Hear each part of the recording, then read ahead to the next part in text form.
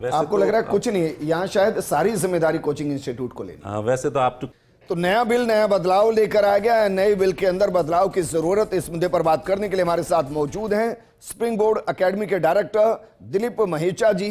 करेंगे दिलीप जी आपके साथ, जरा बताइए, क्योंकि नया बिल नए बदलाव के लिए है, लेकिन आपको ऐसा क्यों लगता है कि इस नए बिल में कई बदलावों की जरूरत है? निस्संदेह हम वर्तमान में लोकतांत्रिक राज्य में रह रहे हैं और लोकतंत्र का मुख्य उद्देश्य होता है पब्लिक वेलफेयर स्टेट, और जन कल्याणकारी राज्य के में रहते हुए सरकार का ये दायित्व बनता है कि वो जनता का और सभी लोगों का के हितों की रक्षा करे, और उनके हितों की रक्षा करने के लिए सरकार समय समय पे प्रयास करती है। और मेरे ख्याल से इस मुद्दे पे भी सरकार की जो मंशा है वो निश्चित रूप से अच्छी रही है कि विद्यार्थियों के हितों की रक्षा कर सके। लेकिन इसके बावजूद हमें लगता है कि ये जो बिल पेश किया गया है, इस बिल में कई आशंकाएं हैं, तो इस बिल को कानून का रूप देने से पहले हमें उन आशंकाओं का निराकरण कर देना चाहिए। जैसे मुझे लगता है कि सबसे पहली चीज़ तो ये जो बिल है, इससे नौकरशाही को बहुत ज़्यादा शक्तियां मिल जाएगी, और नौकरशाही की ये जो शक्तियां हैं वो कहीं ना कहीं कोचिंग संस्थाओं पर नियंत्रण का हथियार जो है वो बन सकती है। पहली बात तो ये। दूसरी बात, मुझे लगता है कि इस बिल को लाने का जो उद्देश्य था, जो मूल उद्देश्य था, वो ये था कि जो कई जगह पे कुछ बच्चों ने आत्महत्याएं की, जो कि बहुत ही दुखद है, और हम सबको इस चीज़ की बहुत चिंता है कि आत्महत्याएं जैसी चीज़ों को रोका जाना चाहिए। तो उस उद्देश्य से ये बिल लाया गया था। लेकिन मुझे कहीं ना कहीं लगता है कि जो मूल उद्देश्य था इस बिल में, उसको एड्रेस नहीं किया गया है, उस पर इतना ध्यान नहीं दिया गया है जितना कि कोचिंग संस्थाओं पर नियंत्रण कैसे स्थापित किया जाए। क्योंकि आत्महत्याओं के पीछे जो मूल कारण होते हैं, सबसे पहले सरकार को उन कारणों की जांच की जानी चाहिए, पता लगाया जाना चाहिए कि किन कारणों से जो है वो आत्महत्याएं हो रही है, उसके अनुरूप फिर कुछ उपाय जो है किए जाने चाहिए। मैं बिंदुवार समझना चाहता हूं भाई, ऑब्जेक्शन क्या है? ये तो सच है कि भाई बच्चे वर्सेस शिक्षक का एक रेशो होना चाहिए, बच्चों को एक अच्छा एटमॉस्फेयर होना चाहिए, तनाव मुक्त एजुकेशन होनी चाहिए, कंपटीशन के लिए बराबरी के माहौल होने चाहिए, बच्चा बीच में छोड़ना चाहे, फाइनेंशियली क्राइसिस है तो उसको ये अधिकार होना चाहिए। आप किसके बारे में सजेशन चाहते हैं?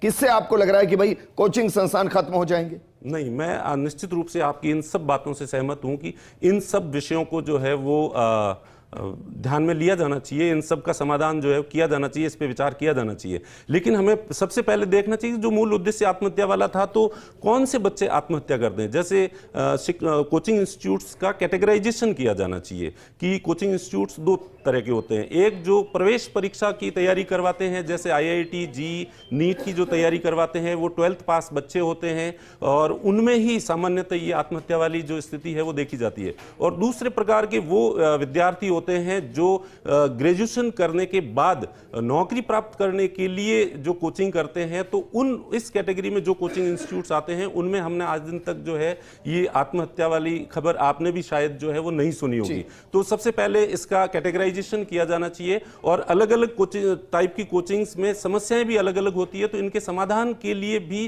जो प्रोविजन है वो भी अलग अलग तरह के किए जाने चाहिए।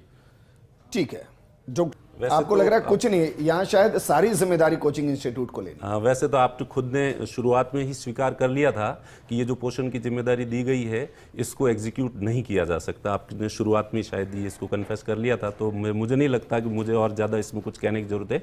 दूसरा, आपने कहा कि रेगुलेशन जो है, इसका रेगुलराइजेशन जरूरी है, तो मैं आपको बताना चाहूँगा कि 1991 से पहले हमारे देश के अंदर लाइसेंस राज और इंस्पेक्टर राज, ये दो टर्म्स जो है वो चलती थी, और आज भी हम इस चीज़ को मानते हैं कि लाइसेंस राज और इंस्पेक्टर राज की वजह से हमारे देश का इकोनॉमिक डेवलपमेंट नहीं हो पाया। और 1991 के जो इकोनॉमिक रिफॉर्म्स जिन्हें हम कहते हैं, आर्थिक सुधार जिन्हें कहते हैं, उन आर्थिक सुधार इसीलिए कहते हैं कि वो लाइसेंस राज और इंस्पेक्टर राज हमने समाप्त किया था।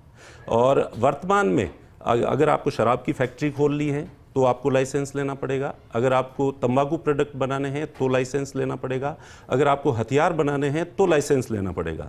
और ये कितने दुर्भाग्य की बात है कि ये जो बिल है इसमें जो प्रोविज़न है कि अगर आपको कोचिंग संस्थान खोलना है तो भी आपको लाइसेंस लेना पड़ेगा। सरकार का। तो ये तो एक वैसी वाली बात हो गई कि आपने कोचिंग संस्थानों की तुलना शराब फैक्ट्री से, तंबाकू फैक्ट्री से या हथियार बनाने वाली इंडस्ट्री के साथ जो है कंपैरिजन कर दिया है। तो इससे आप समझ सकते हैं कि इस बिल में कोचिंग संस्थानों के प्रति किस तरह का दुराग्रह जो है वो रखा गया है। तो मेरा ये मानना है कि कहीं न कहीं हमें इस चीज़ को, निस्संदेह कोचिंग संस्थानों के संचालन में बहुत सारे दोष और कमियां होंगी और उन्हें दूर किया भी जाना चाहिए, लेकिन उसके साथ साथ हमें ये भी स्वीकार करना होगा कि कोचिंग संस्थानों का हमारे समाज में सकारात्मक योगदान भी है।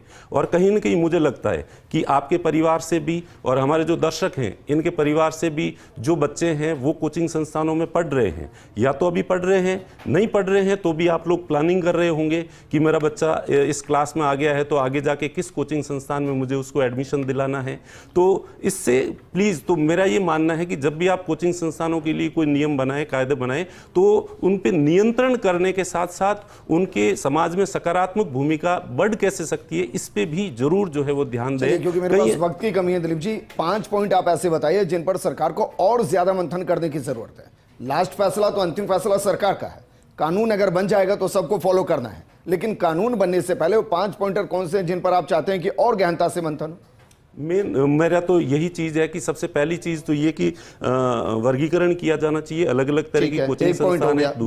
दूसरा ये पंजीकरण की और ये जो लाइसेंस राज है इसकी पुनर्स्थापना जो है वो नहीं की जाए। तीसरा, नौकरशाही को इतनी ज़्यादा शक्तियाँ न दी जाए कोचिंग संस्थानों पे कि उनका जो है वो शोषण का हथियार बन जाए ये। और चौथा, मैं ये कहूँगा कि कोचिंग संस्थाओं के सकारात्मक विकास के लिए सरकार कुछ और सकारात्मक स्टेप्स उठाए कि और राजस्थान जो कि वैसे पहले से ही पूरे देश में कोचिंग संस्थानों का हब बना हुआ है और पूरे देश के जो विद्यार्थी है वो राजस्थान पढ़ने के लिए आते हैं, तो वो और ज़्यादा राजस्थान की जो कोचिंग इंडस्ट्री है वो और ज़्यादा फले फूले कैसे, क्योंकि चौथा पॉइंट बताइए। हाँ, और पांचवा, निसंदेह जो है शिक्षा में सकारात्मक क्या क्या सुधार किए जाने चाहिए उसके ऊपर जो है प्रोविजन किए जाए। सवाल मैं आपसे कर लेता हूं, 5 घंटे का राइडर लगाया गया है, वो सही है या सही नहीं है? बिल्कुल ही सही नहीं है वो 5 घंटे का, क्योंकि जैसे अभी का मैं एग्जांपल दे दूं कि अभी आरपीएससी ने आरएस प्री का रिजल्ट जो है वो भी डिक्लेयर किया 1 महीना पहले, और 2 महीने बाद ही 2-3 महीने बाद ही इसका मेंस एग्जाम है और करीब 4 महीने का समय दिया गया है। और आरएस का जो सिलेबस है मेंस का वो हम खुद पढ़ाते हैं, तो हमें पढ़ाने में करीब 18 महीने लग जाते हैं उस सिलेबस को कंप्लीट करवाने में। तो अब जो बच्चा हमारे पास आया है 4 महीने में हम 18 महीने का सिलेबस कैसे कंप्लीट कराएंगे अगर हम केवल 5 घंटे पढ़ाएंगे? मेरे पास वक्त में AK सिंह सना चाहिए।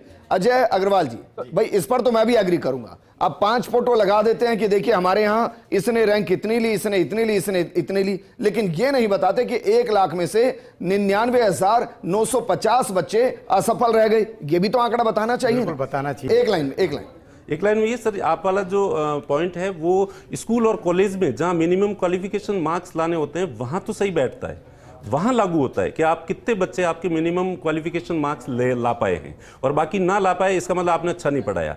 और लेकिन यहाँ पे तो जब आरएस की वैकेंसी 1000 है तो 1000 ही पास होंगे, 2 लाख लोग एग्जाम देंगे तो बाकी तो जो है वो फेल ही होंगे।